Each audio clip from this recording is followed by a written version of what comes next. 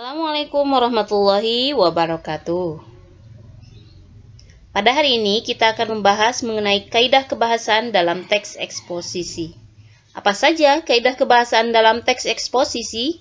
Mari kita simak bersama-sama. Yang pertama, kaidah kebahasaan dalam teks eksposisi yaitu banyak menggunakan istilah yang sesuai dengan bidang permasalahan yang dibahas. Penggunaan istilah tersebut membantu penulis atau pembicara memperkuat gagasan yang disampaikan. Istilah-istilah ini biasanya sulit kita mengerti maknanya, karena istilah-istilah yang dipakai biasanya bersifat baku. Istilah baku hanya dapat ditemukan artinya secara lengkap dalam Kamus Besar Bahasa Indonesia. Kamu bisa menemukan Kamus Besar Bahasa Indonesia dalam Play Store dan mengunduhnya. Kita berikan contoh istilah yang terdapat dalam teks pembangunan dan bencana lingkungan.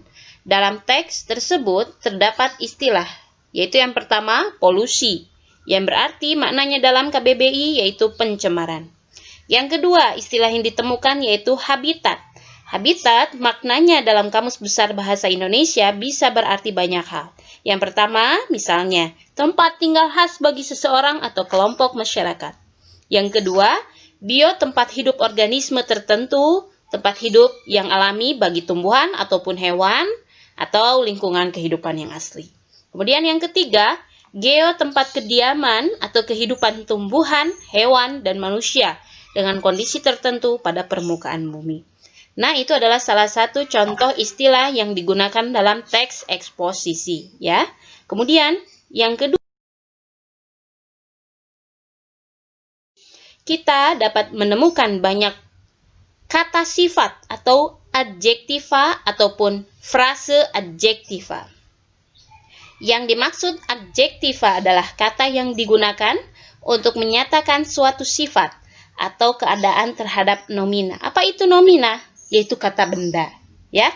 Sedangkan frase adjektiva adalah gabungan dua kata atau lebih mengenai sifat atau keadaan, di mana salah satu kata dari gabungan tersebut berfungsi menerangkan kata yang lain yang merupakan inti sifat atau keadaan.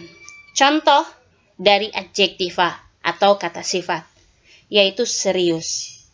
Dalam frase adjektivanya, apabila kita kaitkan dengan teks sebelumnya, yaitu berbagai masalah lingkungan yang serius.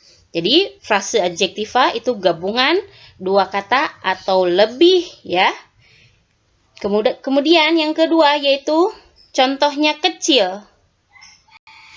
Frase adjektivanya bisa berarti anak kecil. Yang ketiga, adjektiva berat.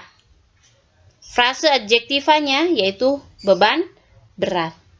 Ya, sekali lagi bahwa adjektiva yaitu kata sifat, sedangkan frase adjektiva adalah gabungan dua kata atau lebih mengenai sifat atau keadaan. Kemudian,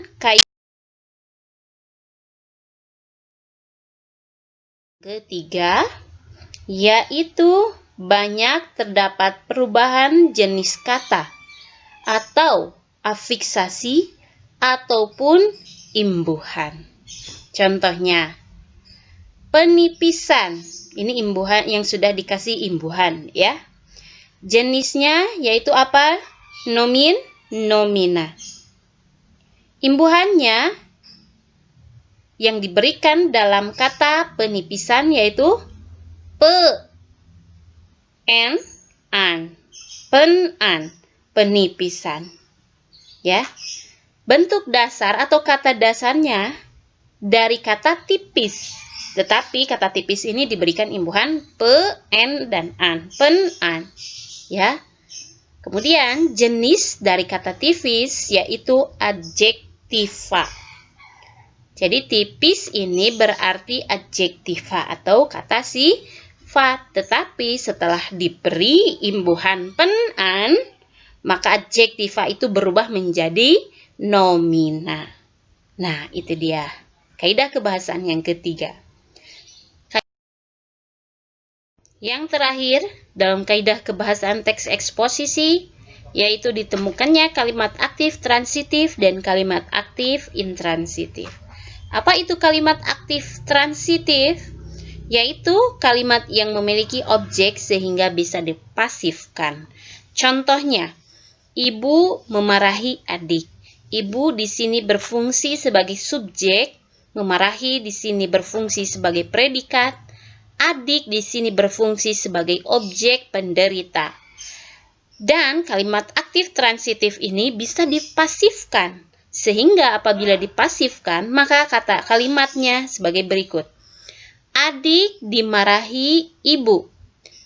Adik di sini berfungsi sebagai subjek. Dimarahi berfungsi sebagai predikat. Dan ibu berfungsi sebagai objek pelaku.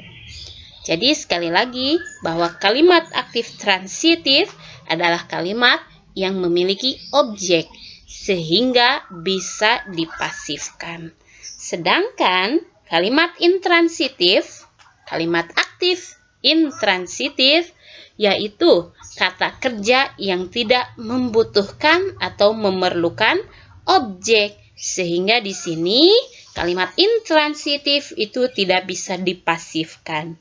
Contohnya, adik terjatuh di lapangan.